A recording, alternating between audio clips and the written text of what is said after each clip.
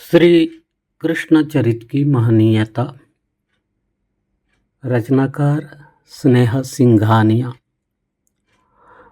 पद्म पुराण में कहा गया है, असारमेतद् भुवनं समस्तं सारं हरेः पूजनमेव विप्र तस्मान् मनुष्यो निजमंगलैषि भक्त्या यजेत् कृष्णमनंतमूर्तिम्। इस संसार में सब कुछ असार है, केवल भगवान श्री हरि की सेवा पूजा ही सार है। इसलिए यदि मनुष्य अपना मंगल करना चाहता है तो उसे भक्ति पूर्वक अनंत स्वरूप भगवान श्री कृष्ण की सेवा पूजा करनी चाहिए। श्री कृष्ण ऐतिहासिक पुरुष थे, इसका स्पष्ट प्रमाण छांदोग्य उपनिषद में मिलता है। वहाँ कहा गया है कि देवकी पुत्र श्री कृष्ण को महर्षि देवकोटि यांगिरस ने निष्काम कर्म रूप यज्ञ उपासना की शिक्षा दी थी, जिसे ग्रहण कर श्री कृष्ण तृप्त अर्थात पूर्ण पुरुष हो गए थे। श्री कृष्ण का जीवन जैसा कि महाभारत में वर्णित है, इसी शिक्षा से अनुप्राणित था और गीता में उसी शिक्षा का प्रतिपादन उनके ही माध्यम से किया गया है। तैत्तिरीय आरण्यक, पाणिनि अष्टाध्यायी, महाभारत तथा हरिवंश पुराण, विष्णु पुराण, ब्रह्म पुराण, वायु पुराण, भागवत पुराण, पद्म पुराण, देवी भागवत, अग्नि पुराण तथा ब्रह्म वैवर्त पुराणों में उन्हें प्रायः भगवान के रूप में ही दिखाया गया है। इन ग्रंथों में यद्यपि कृष्ण के अलौकिक तत्व की प्रधानता है, तो भी उनके मानव या ऐतिहासिक रूप के भी दर्शन यत्र तत्र मिलते हैं। पुराणों में कृष्ण संबंधी विभिन्न वर्णनों के आधार पर कुछ पाश्चात्य विद्वानों को यह कल्पना करने का अवसर मिला कि कृष्ण ऐतिहासिक पुरुष नहीं थे। इस कल्पना की पुष्टि में अनेक तर्क दिए गए हैं जो ठीक नहीं सिद्ध होती। यदि महाभारत और पुराणों के अतिरिक्त ब्राह्मण ग्रंथों तथा उपनिषदों के उल्लेख देखे जाएं तो कृष्ण के ऐतिहासिक तत्व का पता चल जाएगा। जैन ग्रंथ उत्तराध्यायन सूत्र में इन्हें 22वें तीर्थंकर अरिष्टनेमि का समकालीन बताया गया है, किंतु मानवीय नायक के रूप में वासुदेव के दैवीकरण का सबसे प्राचीन संदर्भ पाणिनि के अष्टाध्यायी से प्राप्त होता है।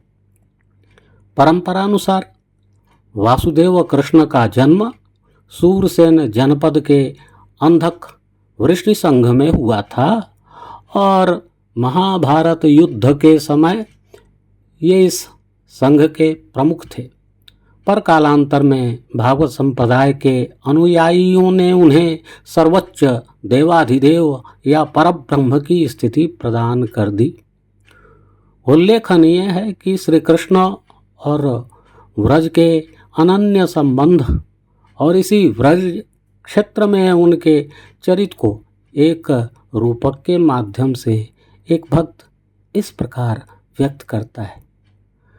ब्रज समुद्र मथुरा कमल वृंदावन मकरंद ब्रजवनिता सब पाखुरी मधुकर गोकुल चंद। जहाँ तक कृष्ण चरित्र के विविध आयाम का प्रश्न है, तो इस संदर्भ में मेरा कहना है कि व्यावहारिक व आध्यात्मिक जगत के महानायक योगेश्वर श्री कृष्ण के व्यक्तित्व के इतने अधिक पहलू हैं, जिन्हें ज्ञानियों, भक्तों व योगियों ने अपने अपने ढंग से समझने का प्रयास किया। फिर भी यह दावा नहीं किया जा सकता है कि श्री कृष्ण के व्यक्तित्व के सभी पहलुओं को समझ लिया गया है। वास्तव में प्रस्तुत संदर्भ में मैंने भी श्री कृष्ण चरित्र के विविध पहलुओं को उभारने का एक लघु प्रयास किया है। ज्ञातव्य है कि इनके व्यक्तित्व का एक सर्वविदित पहलू यह था कि माता पिता, परिवार एवं गुरु के प्रति दायित्व जिसका उन्होंने ठीक से पालन किया है। एक और जन्मदात्री माँ देवकी व पिता वसुदेव को जेल से मुक्त कराकर पुत्र धर्म का निर्वाह किया, तो वहीं दूसरी ओर पालक माँ यशोदा व पिता नंद बाबा को अपने प्रेम व कृत्य द्वारा गौरवशाली आसन पर आरूढ़ किया। इसी प्रकार अपने परिवार के अन्य सदस्यों के प्रति अपने दायित्व को उन्होंने निभाया है।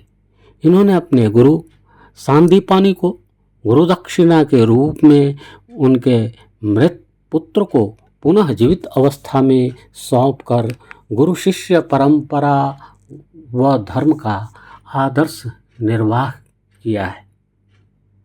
कृष्ण के व्यक्तित्व का एक अन्य आयाम प्रेमी, सखा और आदर्श मित्र के रूप में देखा जा सकता है।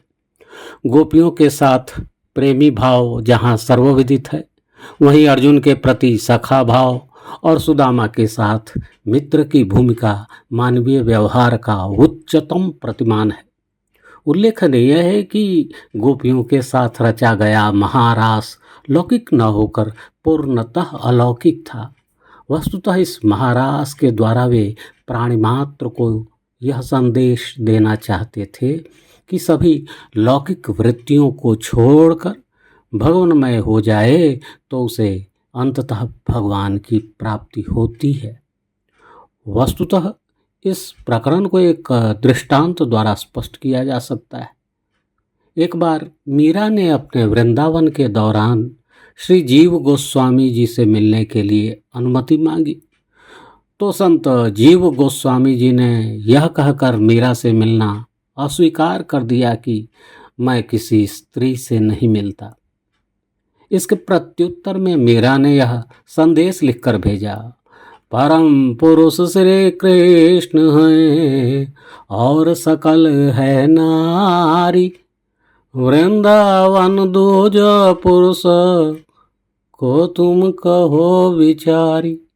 अर्थात इस वृंदावन में एकमात्र पुरुष श्री कृष्ण हैं और सभी नारी हैं, तो फिर वृंदावन में दूसरा पुरुष होने का दावा करने वाले तुम कहाँ से आ गए।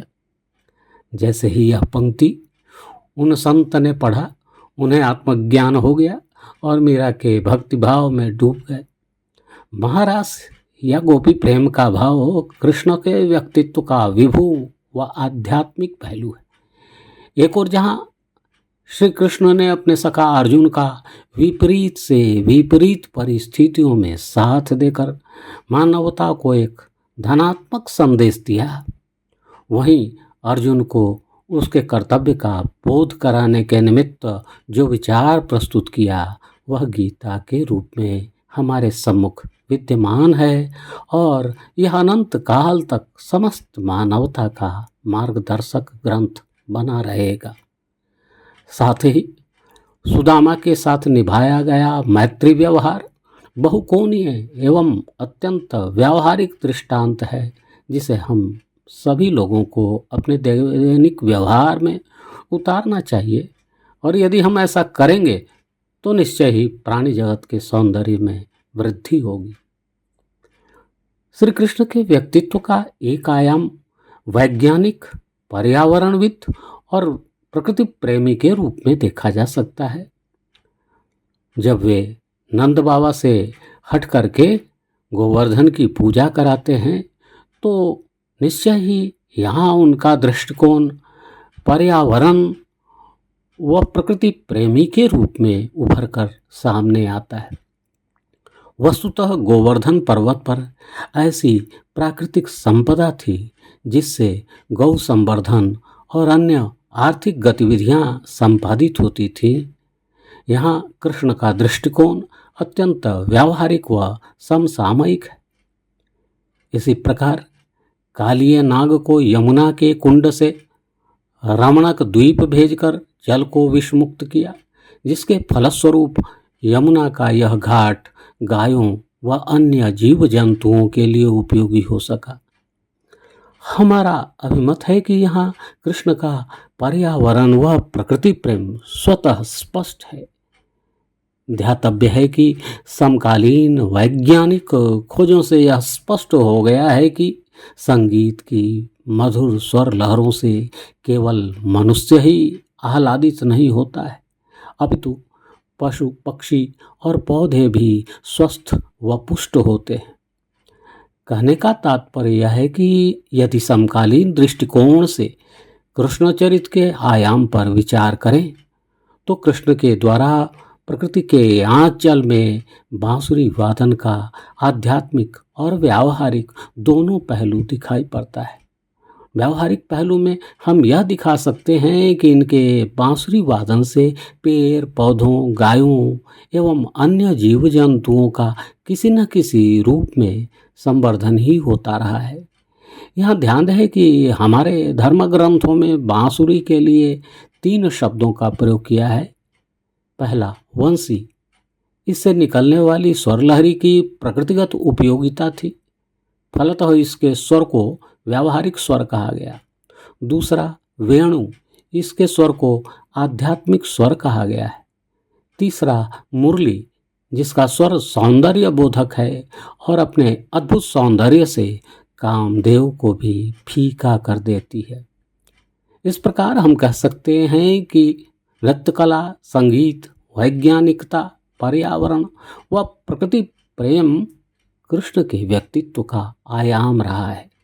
साथ ही कृषि, इससे संबद्ध क्षेत्रों व ग्रामीण अर्थव्यवस्था के संवर्धनकर्ता के रूप में भी कृष्ण को देखा जा सकता है।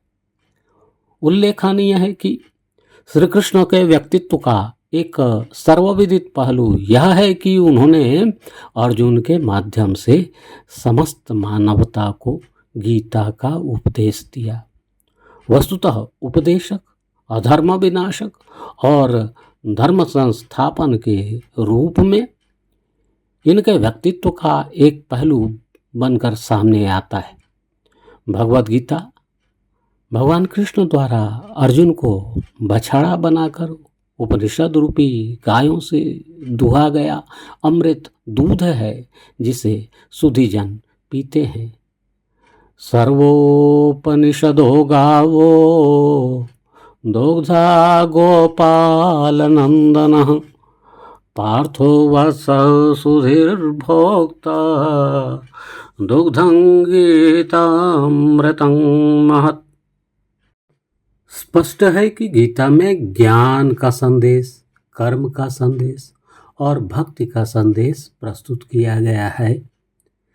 श्रीमद् भगवत गीता में अध्याय 1 से 6 तक कर्म की विवेचना, 7 से 12 तक भक्ति का संदेश और 13 से 18 तक ज्ञान का संदेश दिया गया है। अपने कर्म के संदेश में श्री कृष्ण कहते हैं, कर्मण्येवाधिकारस्ते मा फलेषु कदाचन मा कर्म फल हेतुर्भुर्मा ते संगोस्त्वकर्मणि। अर्थात तेरा कर्म करने में ही अधिकार है, उसके फलों में कभी नहीं।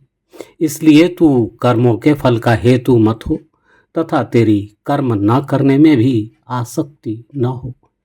इसी बात को प्रोफेसर एम हिरियन्ना ने इन शब्दों में स्पष्ट किया है। गीता कर्म के त्याग की बात नहीं करती, बल्कि कर्म में त्याग की बात करती है। कर्म के संदर्भ में कृष्ण का उपदेश समस्त मानवता के लिए अत्यंत उपयोगी है। इसी प्रकार ज्ञान के संदेश में वे कहते हैं, नहीं ज्ञानेन सदृशं पवित्रमिह विद्यते। अर्थात इस संसार में ज्ञान से पवित्र कोई वस्तु नहीं है। साथ ही आगे वे कहते हैं, ज्ञानं लब्ध्वा परां शांति मौचिरेणाधिगच्छति। जबकि भक्ति परक संदेश के निचोड़ में वे कहते हैं कि सर्वधर्मान् परित्यज्य मामेकं शरणं व्रज अहं त्वा सर्वपापेभ्यो मोक्षयिष्यामि मा शुचः। अर्थात संपूर्ण कर्तव्य कर्मों को मुझ में त्याग कर तू केवल एक मुझ सर्वशक्तिमान सर्वाधार परमेश्वर की ही शरण में आ जा। मैं तुझे संपूर्ण पापों से मुक्त कर दूंगा, तू शोक मत कर। उल्लेखनीय है कि भक्ति की इसी समर्पण की अवस्था को एक शायर ने निम्न पंक्तियों से अपनी भावना को व्यक्त किया है। मुझे सहज हो गई मंजिले, हवा के रुख भी बदल गए, तेरा हाथ हाथ में आया कि चिराग राह में जल गए। अर्थात भगवत कृपा से ज्योति मिल जाती है, सब कुछ सरल हो जाता है। श्री कृष्ण के चरित्र का एक विशिष्ट पक्ष समाजवाद के संस्थापक एवं नारी अस्मिता के रक्षक के रूप में दिखता है। इनके समाजवादी व्यक्तित्व की छाप बाल्यकाल से लेकर अंतिम समय तक रही है। बाल्यकाल में उन्होंने गोकुल पार मक्खन की प्रक्रिया रोककर समस्त ग्वाल बालों के खाने पीने के स्तर में गुणात्मक सुधार का काम किया। उन्होंने सामान्य जनों को महत्व दिया। वे नारी अस्मिता की रक्षा और हर स्तर पर उनके मान को बनाए रखने के जीवन पर्यंत संघर्ष करते रहे। माँ स्वरूप में देवकी व यशोदा को जहाँ गौरवान्वित किया, वहीं रुक्मिणी सत्यभामा व जाम्बवती के साथ विवाह कर उनके सम्मान एवं स्वातंत्र्य की रक्षा की। उनकी नारी के प्रति सकारात्मक एवं सम्मानपूर्ण व्यवहार की चरम परिणति तब होती है जब भौमासुर का वध कर 16,000 राजकन्याओं को स्वयं अपनाया, क्योंकि यदि ये स्वयं नहीं अपनाते तो पराई जगह रहने के कारण तत्कालीन समाज उन्हें तिरस्कृत ढंग से देखता। किंतु कुछ आलोचकों ने चीरहरण प्रसंग की नकारात्मक व्याख्या की है और नारी के प्रति किए गए अन्य कार्य के विपरीत चीरहरण प्रसंग को अनुचित कहा है। इस संदर्भ में मेरा अभिमत है कि किसी सरोवर या नदी में बिना वस्त्र के स्नान करना अमर्यादित माना जाता है। वे सूर्य नमस्कार प्रकरण के माध्यम से यह संदेश देना चाहते हैं कि प्रेम में पूर्ण समर्पण होना चाहिए, क्योंकि अलौकिक प्रेम की यह मांग है। श्री कृष्ण चरित्र का एक और महत्वपूर्ण आयाम कुशल योद्धा, रणनीतिज्ञों, व्यवस्थापक एवं राजनेता के रूप में देखा जा सकता है। वास्तव में उनका संपूर्ण जीवन दर्शन इस बात का स्पष्ट दृष्टांत प्रस्तुत करता है कि वे कुशल योद्धा एवं रणनीतिज्ञ थे।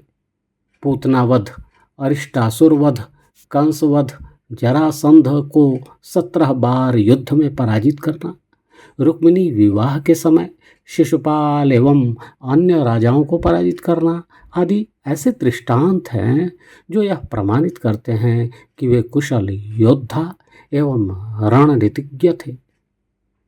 किंतु भागवत पुराण के कुछ व्याख्याकार कृष्ण का मथुरा छोड़कर द्वारकापुरी में बसने की घटना को नकारात्मक अर्थ में लेते हैं तथा कृष्ण पर जरासंध के भय से पलायनवादी होने का आरोप लगाते हैं। किंतु मेरा अभिमत है कि इस घटना को व्यष्टिपरक अर्थ में न लेकर उनके संपूर्ण जीवन प्रवाह के संदर्भ में देखें तो उपर्युक्त व्याख्याकारों की बात गले नहीं उतरती। वस्तुतः कंसवध के पश्चात तो उग्रसेन को गद्दी पर बैठाना, शिशुपाल वध के पश्चात उसके राज्य को उसके पुत्र को सौंपना और संघर्ष में जीवन के पर्याय पांडवों का निरंतर साथ देना और संपूर्ण महाभारत युद्ध में उनकी भूमिका तथा गीता का संदेश इस बात का पूर्ण तार्किक आधार प्रस्तुत करते हैं कि वे पलायनवादी नहीं थे।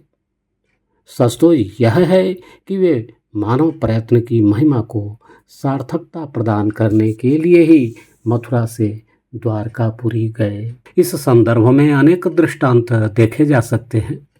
यदि हम राजनेता के रूप में उनकी भूमिका को देखें, संपूर्ण महाभारत उन्हीं के इर्द गिर्द घूमता दिखता है।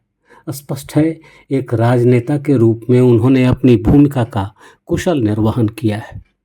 उन्होंने बड़ी ही कुशलता से भीष्म, द्रोण, कर्ण, दुर्योधन जैसे महारथियों का वध कराकर कुशल राजनीतिज्ञ के रूप में अपनी स्थिति को अक्षुण्ण रखा। किंतु कुशल राजनीतिज्ञों और धर्म संस्थापक के रूप में उनकी भूमिकाओं को विवेचित करने पर स्पष्ट विरोध दिखाई पड़ता है। इसी विरोधाभास को पंडित दीनदयाल उपाध्याय ने अपनी पुस्तक राष्ट्र जीवन की दिशा में कुछ इस प्रकार रखा है। भीष्म को मारने के लिए शिखंडी को खड़ा किया गया। द्रोणाचार्य को युद्ध में समाप्त करने के लिए युधिष्ठिर ने झूठ बोला। कर्ण तब मारा गया जब वह अपने रथ का पहिया उठाने का अवसर मांग रहा था। जयद्रथ की मृत्यु का कारण सूर्य का बादलों में छिपना और दुर्योधन की मृत्यु भीम द्वारा कमर से नीचे गदा मारने से ही हुई। इस आधार पर पूछा जा सकता है कि पांडवों की जीत के लिए ये सभी छल कार्य जो हुए, क्या उन्हें धर्मानुकूल कहा जाएगा? स्पष्ट है, इन सभी कार्यों को कराने व प्रेरित करने में उस कृष्ण की भूमिका रही जिसे स्वयं श्री कृष्ण ने गीता के उपदेश में कहा है, यदा यदा ही धर्मस्य ग्लानिर्भवति भारत अभ्युत्थानमधर्मस्य तदात्मानं सृजाम्यहम् परित्राणाय साधूनां विनाशाय च दुष्कृतां धर्म संस्थापनार्थाय संभवामि युगे युगे। अर्थात धर्म की स्थापना और अधर्म के विनाश के लिए युग युग में मैं अवतार लेता रहता हूँ। वस्तुतः श्री कृष्ण के उपरोक्त कार्य गीतोक्त कथन के संदर्भ में बाह्य रूप से परस्पर विरोधी प्रतीत होते हैं, किंतु हमारा अभिमत है कि यह विरोध वास्तविक नहीं बल्कि सतही है। इस बात को समझने के लिए कौरव व पांडव पक्ष पर पैनी दृष्टि डालनी होगी। वस्तुतः दोनों पक्षों में एक मूलभूत अंतर है। वह यह है कि कौरव पक्ष का प्रत्येक व्यक्ति व्यक्तिवादी था और इसलिए अनर्थ का साथ दे रहा था। कौरव पक्ष का प्रत्येक महारथी अपने मैं के लिए लड़ रहा था और इनका कोई समष्टिगत लक्ष्य नहीं था। भीष्म का शिखंडी के सामने अस्त्र न उठाने की अपनी प्रतिज्ञा, कर्ण दानवीरता के क्षेत्र में मैं, द्रोण का निजी पुत्र मोह आदि प्रसंगों में इनके पराजय का कारण मैं था, जबकि पांडव पक्ष ने अपने अपने मैं को त्याग कर समष्टिगत लक्ष्य के लिए कार्य किया। कृष्ण सहित पांडव कई बार अपनी प्रतिज्ञाओं से विचलित हुए, इसलिए समष्टिवादी विचार धर्म का पक्ष हुआ और मैं का विचार या व्यक्तिवादी विचार अधर्म का पक्ष हुआ। ध्यातव्य है कि योगेश्वर कृष्ण ने कई बार अपने कृत्य द्वारा यह संदेश देने का काम किया है कि मैं या अहंकार को त्यागो तो निश्चय ही परम पद को प्राप्त होगे। इस बात का स्पष्ट दृष्टांत राजसूय यज्ञ में सभी अतिथियों के पैर धोना, आदिवासी महिला के साथ विवाह करना व कुब्जा का उद्धार करना आदि है। यदि गीता का संदर्भ देखें तो श्री कृष्ण ही समस्त जीवन व जगत के अधिष्ठान व सृष्टा हैं, कण कण में व्यक्त पूर्ण इकाई हैं। आप ही परब्रह्म हो, आप ही एकमात्र सत्य पूर्ण सर्वशक्तिमान सत्ता हो। जैसा कि बृहदारण्यक उपनिषद में कहा गया है कि पूर्णमदः पूर्णमिदं पूर्णात् पूर्णमुदच्यते पूर्णस्य पूर्णमादाय पूर्णमेवावशिष्यते। जिस प्रकार कणकर में व्याप्त एकमात्र परम सत्ता तू ही है, कृष्ण ही है, और इसका दर्शन अज्ञान के आवरण के हटने के उपरांत ही होता है। किसी ने कहा है, तू ही तू नजर आए, जिधर देखूं उठा के आंख, तेरे जलवे के सिवा पेशे नजर कुछ भी न हो। अद्वैत वेदांती मधुसूदन सरस्वती वृंदावन आगमन पर परम तत्व श्री कृष्ण के सगुण स्वरूप का वर्णन निम्न पंक्तियों के माध्यम से व्यक्त करते हैं, जो एक परम ज्ञानी भक्त की उच्चतम अभिव्यक्ति है, जो श्री कृष्ण चरित्र के आयाम की पूर्णता व दिव्यता को व्यक्त करती है। वंशी विभूषित करान्नवनीरदाभात, पीताम्बरादरुणबिम्बफलाधरोष्ठात्, पूर्णेन्दुसुन्दरमुखादरविन्दनेत्रात्, कृष्णात् परं किमपि तत्त्वमहं न जाने।